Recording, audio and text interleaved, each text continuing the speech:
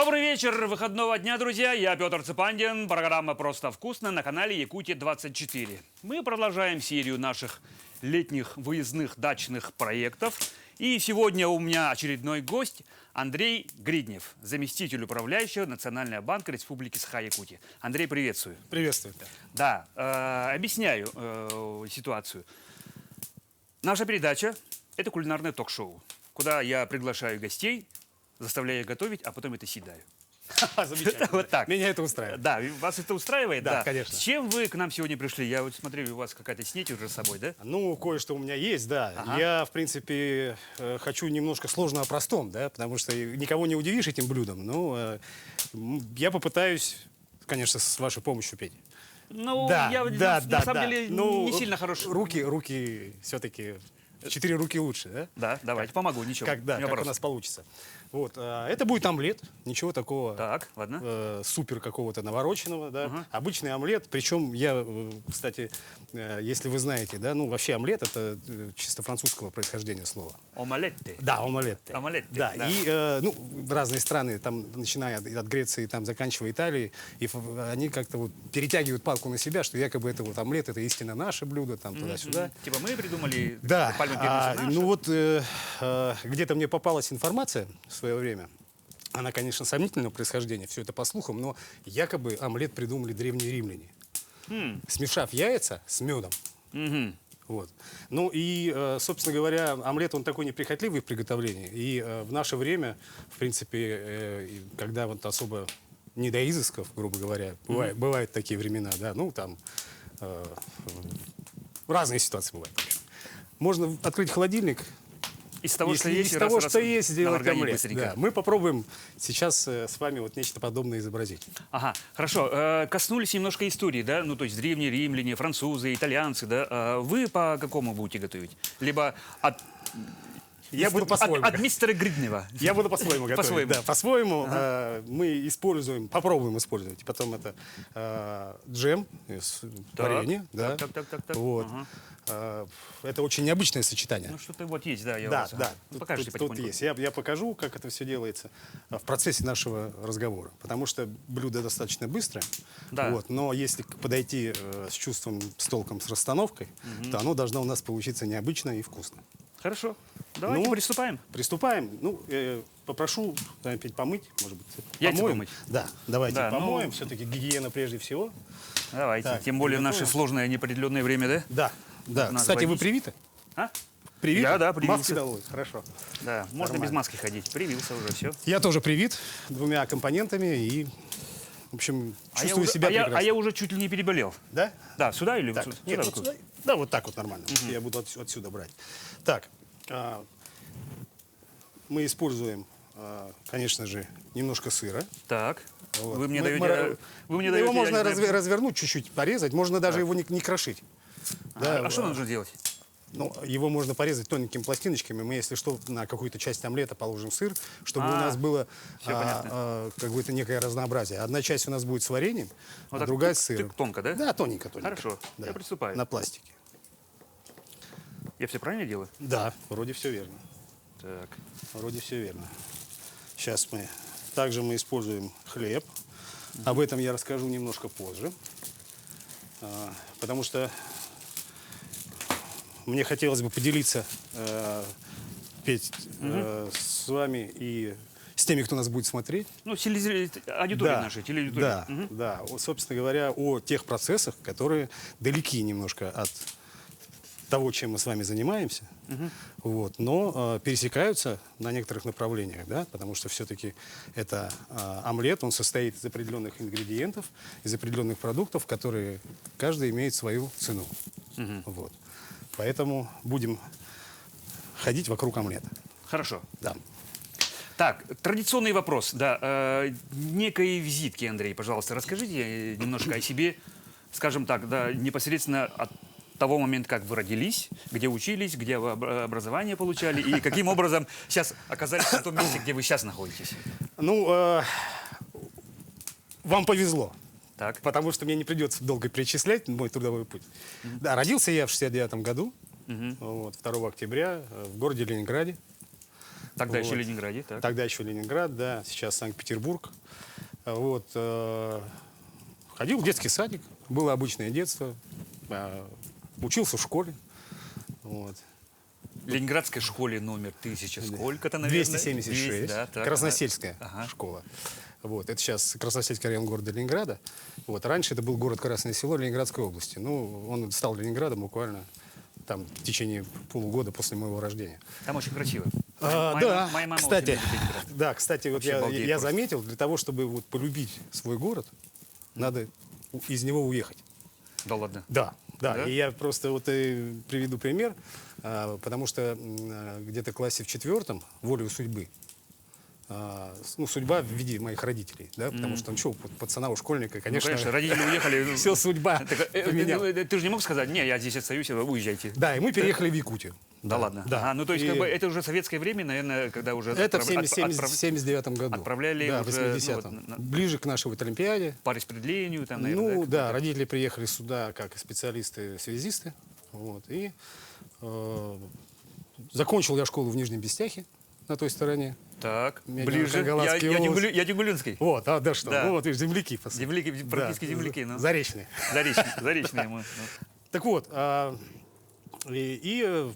окончанию школы поступил в наш университет на ЕГУ. факультет иностранных языков, да, английское отделение. В общем, успешно закончил и после этого получил второе высшее в Новосибирской академии экономики и управления по специальности финансы и кредит. Ну, ничего себе, Банковское то есть у дело. вас с языков туда Да, катнуло, да? качнуло. Ну, на Наверное, самом 90-е деле, годы какую-то эту роль сыграли, да, свою? да нет, Изменения или что-то? Вот коль скоро мы сейчас коснемся моей работы, тогда как раз вот в начале 90-х начали как грибы расти коммерческие банки. Кооперативы, коммерческие Да, банки. у нас да, в свое время, вот, совместные в 90-м году, предприятия. 23 самостоятельных банка были здесь, наши. Мгм, Это коммерческие. не филиалы даже, а вот именно, да, самостоятельные. Сахабелибанк, там, Да, да, да. Сирбанк. Я Да, помню, да, помню. Сахакредит, ну, очень Сахакредит много банк, банков. Вот, ну, жизнь меняется, идет, вот. И поэтому, попав в банк, я начал с должности просто простого курьера, бумажки таскал. Так. Вот. Ну и, собственно говоря, попал в эту Платежные сферу. поручения. Да, и решил поступить и получить второе высшее экономическое, о чем, конечно, ни в коем разе не жалею. Тем более, что сейчас постоянно мы повышаем свою квалификацию, проходим курсы, учебы различные, самообразованием занимаемся. Это важно. Вот. И в 97 году, после непродолжительной работы в Комбанке, вот, я получил приглашение прийти в Банк России. У нас есть коммерческие банки и есть Банк России. Ну, По сути, это банк банков. банк банков. Да, Основной. Да, то есть нас не надо путать ни с другими банками, с коммерческими, которые работают с населением, с предприятиями, обслуживают их счета, осуществляют расчеты какие-то, там зарплатные проекты держат, да. Ну, в общем, все, что двигается, деньги, денежная масса, Это в коммерческих банках. это коммерческий Ну, да, скажем так, да, это для простоты. А мы мегарегулятор, вот Банк России. Да, то есть мы выполняем действительно государственную функцию, мы регулируем финансовый рынок. Да, у нас перед нами стоит задача, во-первых, поддержания нашей национальной валюты, да, потом поддержание и сохранение нормальных условий нашей финансового сектора.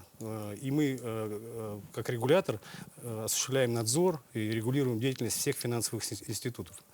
То есть это не только Ну, то есть коммерческие вы банки. выдаете лицензии, можете Да. ее отозвать, да? Я Да. потому что часто слышу, да, у Да. этого банка из города Казани отозвана лицензия, ну вот это вы, это вы. Да, это мы. Ага. Это мы. Ну, это реалии жизни, это требования жизни, потому что мы отвечаем не только за нормальное функционирование рынка, но и за чистоту. Чтобы не было каких-то мошенников, да, тем более сейчас это вот очень актуально. Вот. И в этом году мы очень серьезную работу проводим по борьбе с нелегалами. То есть это вот различные пирамиды, черные кредиторы. Да. Я да. вот как раз хотел вопрос этот задать, да, Да. потому что вот Якутия считается, что население очень именно на это падко. Я вас прошу этот вопрос позже. Да, хорошо. Вот. В общем, вот чем мы занимаемся. Наше отделение, как представители Банка России, мы, конечно, обеспечиваем вот этот весь функционал, которым занимается Банк России в масштабах страны. А здесь непосредственно на территории республики мы осуществляем налично-денежное обращение. То есть вот в карманах у вас банкноты, там монеты. Ну, бывает. Это иногда бывает. все мы, да. И в том числе мы поддерживаем бесперебойность платежной системы. Это вот карточки, которыми мы расплачиваемся в магазинах. Ну, то есть новые платежные системы. То есть вы и иностранные используете, то есть регулируете их, и сейчас советские, Иностранные господи, нет. российские у нас, тоже. да, у нас есть наши карточки системы МИР, платежная Платежный система. МИР, да, вот которая зашла. Да, это в чистом виде. Ну, это национальная платежная система, у нас есть специальный департамент, который... Она же совсем недавно зашла, по-моему, да?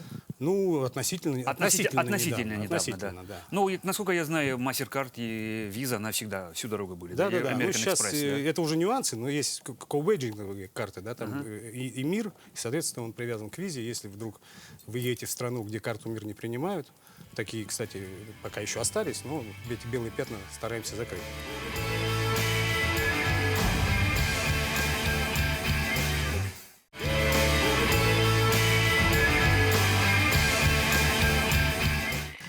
Кроме этого, мы занимаемся анализом региональной экономики. Да, то есть то, что происходит у нас вот в республике, что с ценами, да, происходит. Регуляторы. Ну, не то, что мы цены не регулируем. Мы пытаемся понять, из-за чего растет цена на тот или иной товар. Вот. Пытаемся найти какие-то рычаги воздействия. То есть, безусловно, мы передаем информацию правительству, нашим органам власти, потому что они могут с помощью каких-то законодательных актов, инициатив, там, я не знаю, повышением, понижением налогов влиять вот на, собственно, на стоимость того или иного товара или услуги. Ну, то есть именно анализация. Да? Ну, не секрет, что у нас есть инфляция. Я вот не поленился, да, зашел на сайт, увидел, что там инфляция в районе там, 6, там что-то типа такого процентов, да? А ощущается больше. Что вы можете ответить по этому вопросу? Ну, постараюсь объяснить. Да, действительно так. Инфляция у нас в республике сейчас составляет 6,1%, но эта цифра... Официальная? Да, ну, официальная. Вот, Этой цифре можно верить. Да. Ага. Эту цифру рассчитывает Росстат. И она состоит, на самом деле, вот, и рассчитывается по условной потребительской корзине.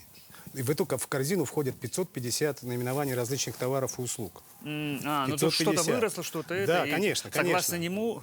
Да. Типа там арбуз стоил 40, стал 50, и вот те увеличения сколько-то процентов. Да. Типа такого, да? Да, вот и формируется вот эта официальная инфляция. Потому что ощущения действительно двоякие, когда заходишь в магазин. Ну, скорее негативные, я бы сказал бы так, да. Все жалуются, что денег нету. Ну, а с другой стороны, все на джипах ездят. Не, ну, это второй вопрос, да. Да. Это уже вопрос расходования средств. Ну, а вот смотрите. Вот, допустим, Петр, ты мясоед, да? Да. Ну, вот. Я, допустим, викторианец, к примеру. А, Ну, к примеру. к примеру, Чтобы хорошо, пояснить, да. И вот смотри, получается, что если ты в основном кушаешь мясо, а фрукты и овощи особо не жалуешь, да, то тебя, наверное, не коснется повышения цен на фрукты и овощи. Главное, чтобы мясо было Ну, то есть нормально. я этого не знаю, и все. То есть всю дорогу не ел, и что? Ну да, и тебя типа это не такого. касается. Да, Ага. то есть, а я вот как вегетарианец, меня это очень сильно затронет. И я буду внутренне негодовать. Вот, то, что вот цены растут, да. А то, что с мясом происходит, меня, как говорится, особо и не будет трогать. То есть вот откуда формируется вот все общее представление. Да, конечно, спасибо. Так, мне кажется, уже плиту надо разогревать, да, начинать? Включай? Ну, подождите, сейчас. Еще не надо. Надо хорошенько взбить, Так. чтобы они были нежные. Ну, мы и так волнами равномерные. переходим. Сейчас мы о инфляции поговорили, сейчас уже... Да, уже поэтому еще вот один такой психологический момент, которому я подвержен тоже. Обычно мы, когда заходим в магазин и покупаем некий товар, который нам привычный, мы в первую очередь обращаем внимание на то, что он подорожал. На ценник. Да, вот он подорожал. А на факт, что цена не изменилась или он подешевел вдруг, да, мы как-то вот это вот подсознательно пропускаем. Ну, Нас было шокирует именно и вот. было. Ну, как бы да. Ну да, ну я по себе скажу, растительное масло совсем недавно 100 рублей стоило, сейчас 180. Ну что такое? Ну вот. То есть, видите, вот психологически мы, как говорится, всегда замечаем Да как так, типа, да? то, что нас больше тревожит. Вот, так что внимательно смотрите за ценами и не обращайте внимания только на рост, отмечайте и цены, которые понизились. А есть категории, которые реально в цене падают? Да, есть. Я вот чуть позже расскажу. Вот, кстати, вообще, в принципе, давайте таким образом пойдем, да? Вот когда-нибудь пробовали посчитать свою личную инфляцию? А что это такое? В смысле, Понять. сколько моя покупательская Да. способность, а сколько Да. стало, да? Да, да, да. Да, я веду бухучет собственный. То есть, То есть можете сказать- на свою семью сколько я трачу, да, и сколько она с динамики, скажем так, меняется, это я знаю. Ну, то есть вот полностью вот бюджет вашей семьи, да? Да, ну то есть тот минимум, который мне нужен, например, ну условно квартплата, сотовая связь, налоги, что-то вот такое. Это немножко другое. Да, Потребительская корзина, да, штука. это немножко другое, да. Ага. То есть фактически вот я могу в двух словах попытаться рассказать вам, как получить вот этот индекс инфляции, чтобы было понятно, как Росстат считает. Да, то есть Каждого, да? Ну каждого, да. То Да, есть давайте, вы в давайте, принципе интересно мне это элементарно можете перво-наперво составить список ваших повседневных трат, да? Вот, Ну, он что вы есть, покупаете? он у меня есть, да. Там, я не знаю, продукты питания, Ну, да. одежду, Горючее, обувь. ГСМ, Да, горючее. ГСМ, ну, бытовые там какие-то услуги, Ну-ну-ну. путевки, я не знаю, А походы это, в кино. это еще не считаем, это братическая роскошь уже. Нет, я понимаю, не, но все равно. Ага. Вы же этой пользуетесь. этим. Да. Вот. И надо постараться ежемесячно заносить вот эти вот расходы и траты, ну, в таблицу, я не знаю, ну, в Excel хотя бы. Хоть в Excel, хоть куда, вот как удобно. Кстати, масса приложений Да, кстати, да, существует, сейчас да, которые помогут вам в этом. Вот. И, допустим, надо учитывать еще, что если вы, допустим, приобретаете товары длительного пользования, да, ну, я не знаю, вот унты купили. Ну купил. Да, ну купил, да. То 5 есть лет. не надо заносить, допустим, вот вы купили их в октябре, да, перед зимой. И на октябрь вот эту всю сумму желательно не закладывать, а приблизительно посчитать срок полезного использования. да-да-да. Потому что если взрослый унты покупает, конечно, взрослые мы носим, у нас нога не растет. Мы их носим долго. Ну да, достаточно. лет 5 хотя бы. Да, вот. А ребенок, допустим, на следующий год вырастет, и все, надо покупать новый. Поэтому желательно вот этот период полезного использования разделить там помесячно и равномерно. С учетом амортизации. Да, вот в ваш этот финансовый план, если можно так назвать, эту сумму распределить. И вот.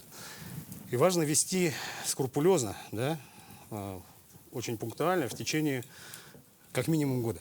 Для того, чтобы понять, да. То есть мы обычно считаем инфляцию год к году. Ну, есть месяц к месяцу, но вот цифра, которая везде у нас засвечивается, она именно вот год к году.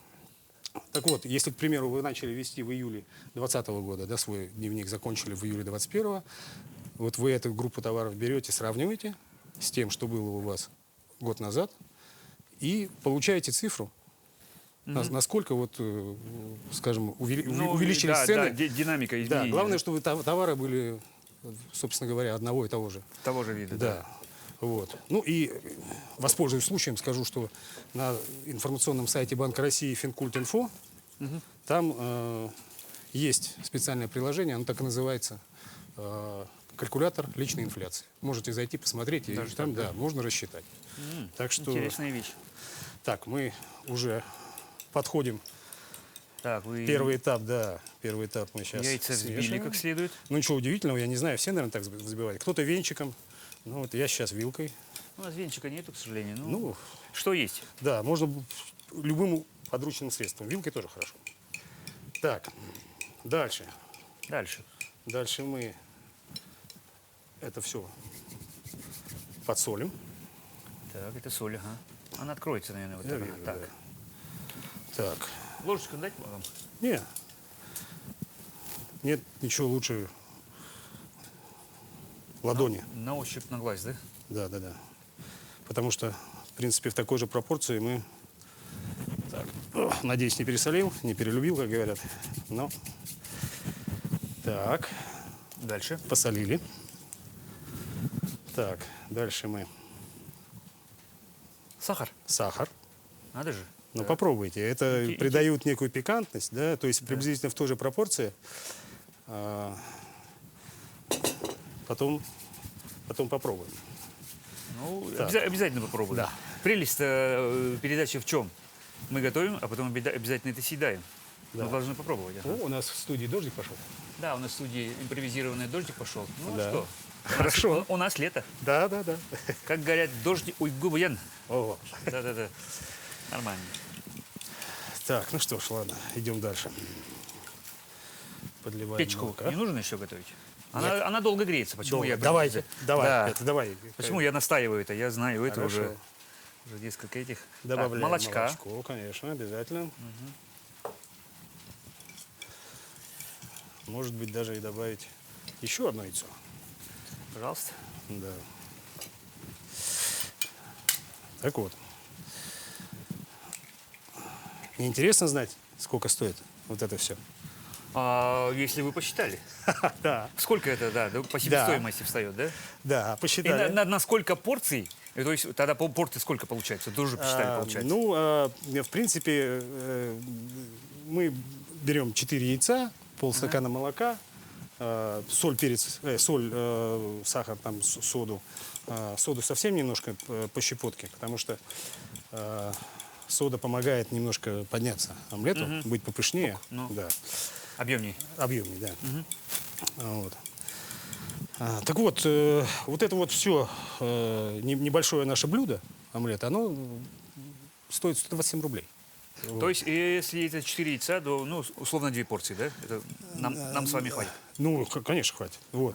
По 50 Получается, рублей. что да, вот 127 рублей, а если бы мы посчитали, сколько этот же омлет стоил год назад, 119 рублей. Как мы видим, что немножечко увеличилось. Ничего себе, дотошно Да, вы. мы пошли дальше, Ага. потому что было интересно, ну почему, за счет чего рост такой. Так. Но если вы не вы, наверное, если бы вы не посчитали бы это, да? Ну, конечно, Да, мы же все-таки хорошо. То есть подготовлены пришли, подходим даже да, с профессиональной точки зрения к обыденным вещам. Да? показывая и доказывая на этими чеками и этими, да, Да, вот, реальными этими. Ой-ой-ой. основной ингредиент вот, яйцо. Да? Ага. Я, кстати, очень уважаю, стараюсь пользоваться и покупать яйца наших местных товаропроизводителей. Фабрика, да, я тоже самое. Да, вот я думаю, что и да. большинство жителей нашей республики то же самое делают.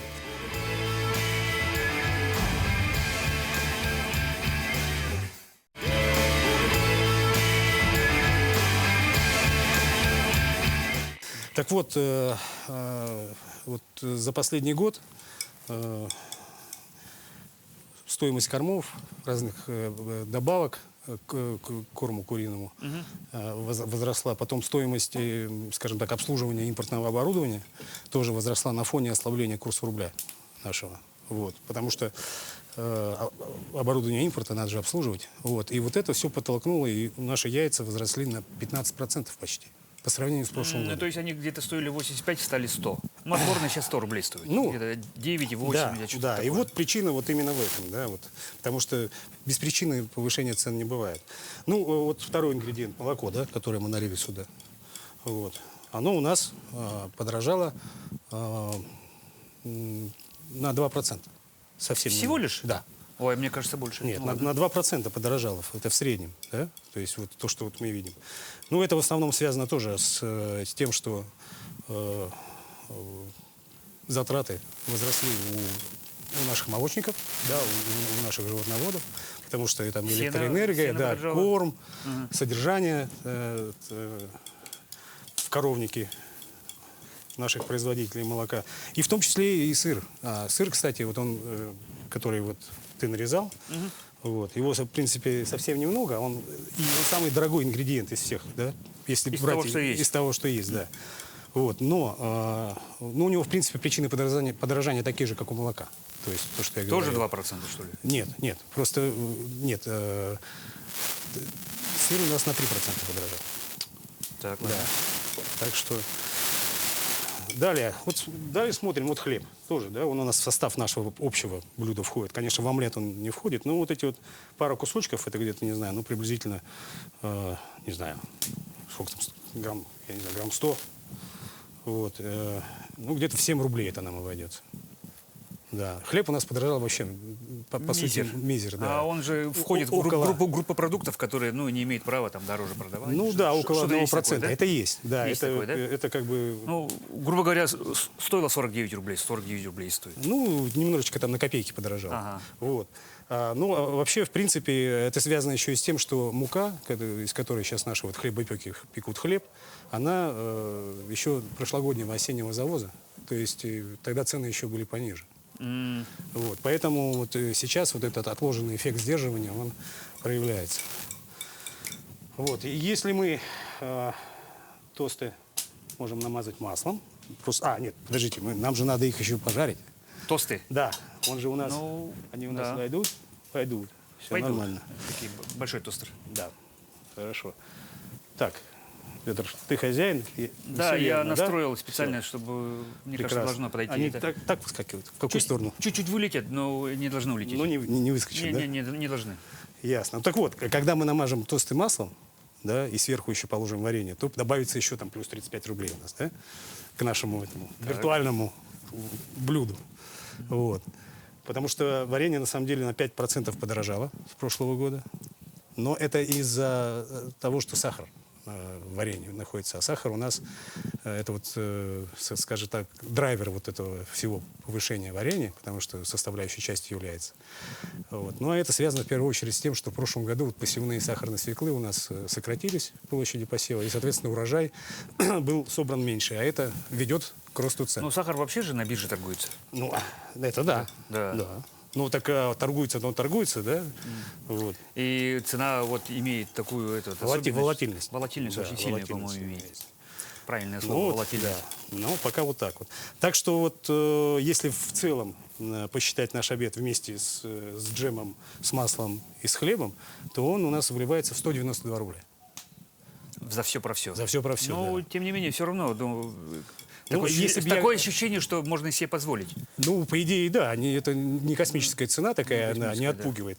Вот. Но если бы я в прошлом году пришел к тебе на программу, то мы готовили бы все это за 182 рубля. Ну, то есть дешевле. 10 рублей, да, 10 рублей 10 все-таки рублей, вот мы зацепили за это время. Но это вписывается все-таки, цифры небольшие. Вот. Так. А почему вот так происходит? Я вот никак не могу понять. Ну, умом, может быть, и понимаю, да, но почему у нас цены растут? В Штатах не растут. Не, ну как, нет, в Штатах растут. Чуть-чуть. Да. Ну как чуть-чуть? У них в пределах там 1%, да, 2%, но это все зависит от конкретной экономики.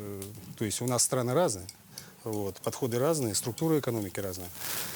Ну, а что влияет, да, на, собственно говоря, на рост цен, да? Это, ну, факторов очень много. Энергоносители. Факторов нет, энергоносители тоже что-то стоят, правильно? Да. А вот. О, у нас Выскочили. подоспели тосты, отлично. Так, тарелочку вам. Так, тарелочка есть. Я вот попрошу намазать маслицем. Так, Петр, ладно. помогай. Да. Ай-яй-яй. И мы их сюда положим. Вот. Обильно? Да нет, небольшим слоем, чтобы он впитался, а потом сверху мы намажем немножко подорожавшее варенье. Немножко подорожавшее, да. Ну, все, вопрос денег, все упираемся. Ну, то есть... Ну, нет, ну, как бы вот, раз уж мы скатились в эту профессиональную Ага. сферу, вот. Вашу. Да, в нашу. Так вот, факторов очень много повышения. Но в первую очередь это, конечно, рост либо снижение спроса и предложения на продукты, да, питание, на услуги. Вот. А также все это связано и с изменением курса нашей валюты национальной, то есть рубля. Да, чем рубль у нас слабее, да, тем нам приходится Да, платить дороже за импорт. да, именно так, именно так. Ну, вот. А каким образом происходит, ну вот, курсы валют? Центробанк же это все-таки регулирует, да? Нет, у нас плавающий курс, в свободном плавании, то есть мы не фиксируем. Если раньше мы какие-то пределы, коридоры устанавливали, сейчас нет. Сейчас нет. Сейчас в чистом виде спрос. Если... Только торги определяют да, стоимость. Да, только биржа определяет стоимость рубля. Да, ну я как обыватель, да, ну, конечно, немножко неправильно, может быть, да, но почему-то у меня такое ощущение, что курс нашей валюты российской связан напрямую с нефтью. Ну, Очень сильно. безусловно связан, конечно. Да, как нефть, то рубль проседает. Вот чуть-чуть я соду сюда бросил, соду добавили, да, как ага. я говорил, немножко для пышности. А еще какие факторы влияют на курс валют? Почему я вот бываю за границей иногда, да, и замечаю одно: как я куда-нибудь соберусь, обязательно рубль проседает. Либо я туда уеду, деньги в рублях держу, в Италию приезжаю, и евро стоило 80, становится 80. Я думаю, да что такое? Не, ну а постоянно курс, они же Не-не, у нас... ну именно такая тенденция. Ну, это просто, может быть, мне не везет. Не, ну я не знаю. Ну, вот, кстати, история про валюту, да, и про наши валютные взаимоотношения, это вообще тема для Другого разговора. отдельной передачи. Но- Это надо варить борщ и, и Без четко... пол-литра не разобраться. Да. Вот именно так. Так, у нас, значит, это есть. Да, я уже тонким слоем намазал. Да, давайте попробуем. Вот это? Да. Сверху давайте. еще? Сверху джемом, да. Хорошо. Ну, У нас Это- такие тосты с джемом. У меня и дети мои такие любят. Очень вкусно. Должно получиться.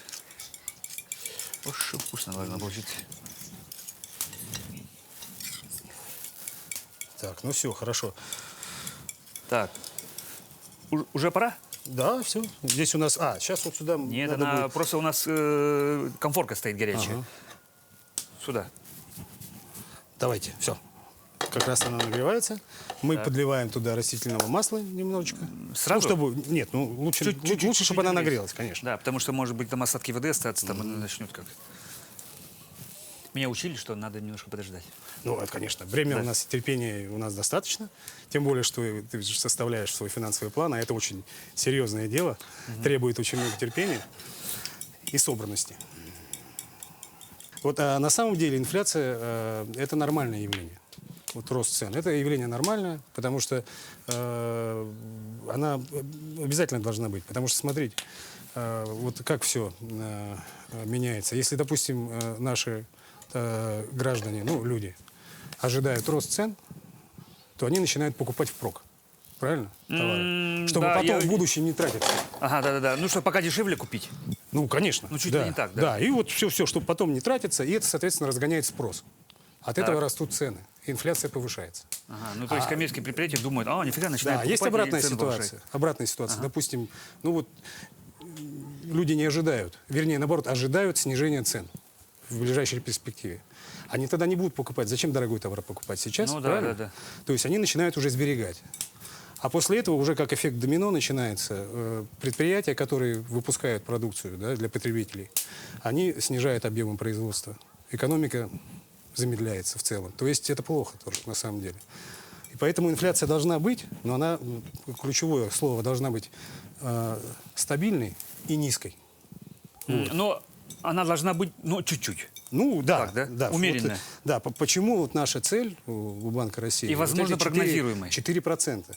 Ну, конечно, это То есть, успокаивает. то есть это банк, который закладывает 4% годовых, да? Да, это, во-первых, успокаивает потребителя, да, и вообще, в принципе, человека. Ну, вот если я знаю, что цены не будут галопировать, да, вот как мы в 90-е годы прошли, там галопирующая Да, гиперинфляция черный была. вторник, там всевозможные, Ну, там ценники менялись чуть ли не каждую неделю.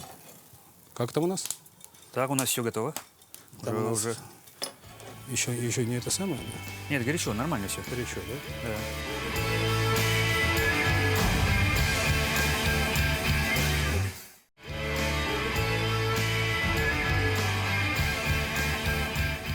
Потому что, в принципе, он должен схватываться сразу и... О, нормально, Нормально? нормально. Так, я вам хочу дать вот это. Да. Я хочу вам дать вот это. Да, я поставлю это вот это. Вот сюда. Спасибо, как любезно с вашей Да. стороны. Так, сейчас можно уже, в принципе, готовить тарелку. Вот, Для почему, сервировки, да? да. Так. Почему вот я заостряю на этом внимание, вот цель у Банка России это 4%. На самом деле это рассчитанный показатель, вымученный, скажем так, да, потому что вот это тот уровень инфляции, который для нашей страны комфортен, как для граждан, так и для экономики. Потому что, Был бы. ну да, был бы вот комфортно. и поэтому Банк России старается инструментами денежно-кредитной политики, различными значит, действиями держать инфляцию именно вот вблизи вот этого уровня. Сейчас, конечно, он у нас немножко выше, вот, но мы уверены, что к значению вблизи 4% уровень инфляции А вернется. сколько времени это вообще длится? То есть, ну, я не помню, вот реально в 90-е, в 2000-е годы были времена, когда вот не ожидаешь, и каким-то образом вот черные вторники происходили, да? Раза в два за день, да, валюта, например, росла. Ну, то есть рубль Ну, обесценивался. раньше Банк России не занимался инфляцией.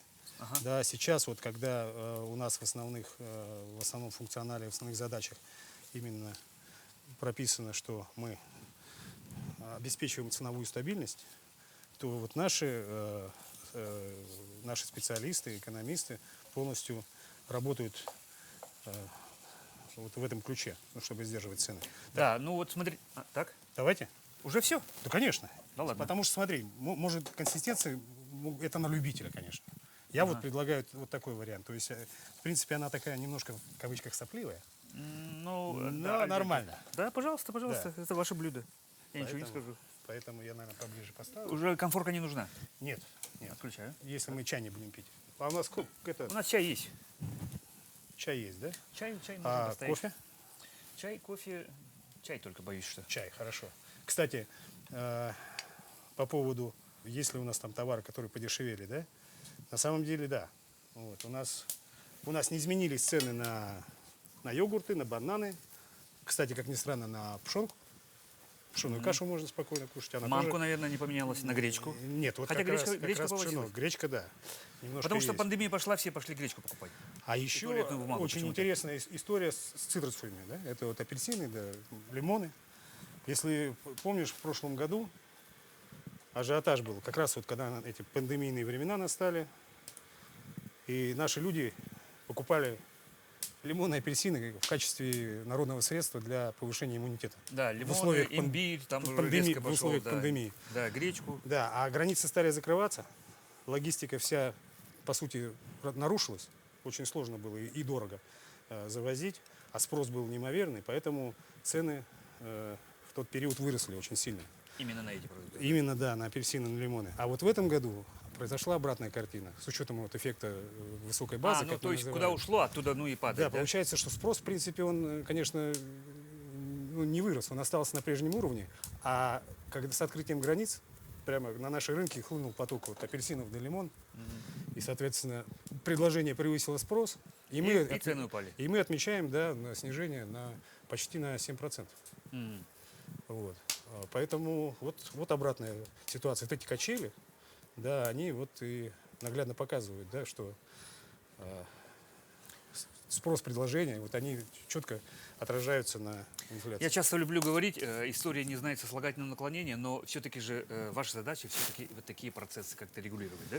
Ну, конечно, Да, анализировать и каким-то образом прогнозировать, что вот такое может произойти. Но с другой стороны, пандемию уже никто не смог Конечно, прогнозировать. конечно, Да. да. То есть Ни одна это, страховая компания не выдержала и бы вот того, это, чтобы... это вот и есть немонетарные факторы инфляции. Конечно, это полностью не вписывалось в планы. Стихийно. Да, да. Стихийно произошло. и всё. Да, никто этого не ожидал, но вот так произошло. И, соответственно, пришлось каким-то образом менять стратегию, там, тактику. Стратегия, конечно, не поменялась, но тактически мы должны уже были Ну, предпринимать какие-то другие какие-то ходы. шаги. Ну, да. Так, посуду мы будем мыть?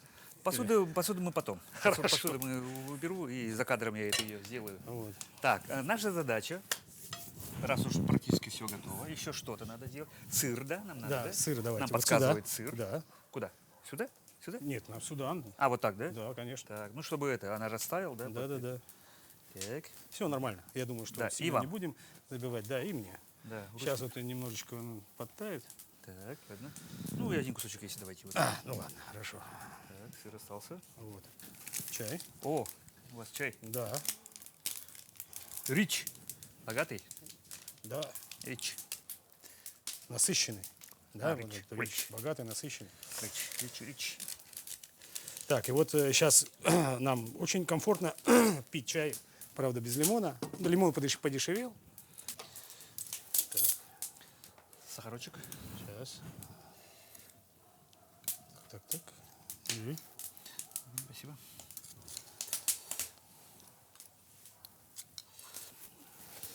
Так, Андрей, мы так много проговорили именно про вашу работу, про то, что ваш банк, ну, наш, получается, да, Банк России делает. Последний вопрос. Все-таки, да, я не мог его не задать. Прогноз. Что нам ожидать вообще? Ну, вот, обычным обывателям, скажем так, да? Прогноз инфляции. Что с нами будет вообще? В финансовом плане. Вот я, как уже говорил в нашем разговоре, да, ключевая цель Банка России – это удерживать инфляцию вблизи 4%. И это действительно такой реально комфортный уровень для нашего населения, для наших компаний, потому что население действительно уверенно, уже не боясь того, что их сбережения могут обесцениться, может спокойно, скажем так, жить. Ну, то есть Вот. не уходить в валюту, а держать в Ну, рублях. может быть, да, и Так, так, да. Вот, их сбережения не пропадут. Да, это обязательно, четко должна быть уверенность в завтрашнем дне. А компании, конечно, смогут планировать свою деятельность при стабильной низкой инфляции, которую мы стараемся обеспечить, они могут делать долгосрочные инвестиции, вот, что немаловажно, Налоги расширять производство. Да, кредиты брать, да. И, соответственно, это отразится и на благосостоянии наших граждан, и экономический рост будет стабильный. Ну вот сейчас, как я уже говорил, в Якутии инфляция июльская 6,1%, но по сравнению с Россией мы более выгодно в выгодном свете, потому что по России 6,5% сейчас инфляция зафиксирована. Даже так и Но маленький, кажется, в уже рамках совсем. подсчета индексов это существенно. Существенно. Да, десятые даже проценты инфляции. Это вроде так кажется, что небольшая. Фигня типа, да, Вот. на самом деле. А много. так по 2021 году мы планируем инфляцию где-то в районе 5,7-6,2%.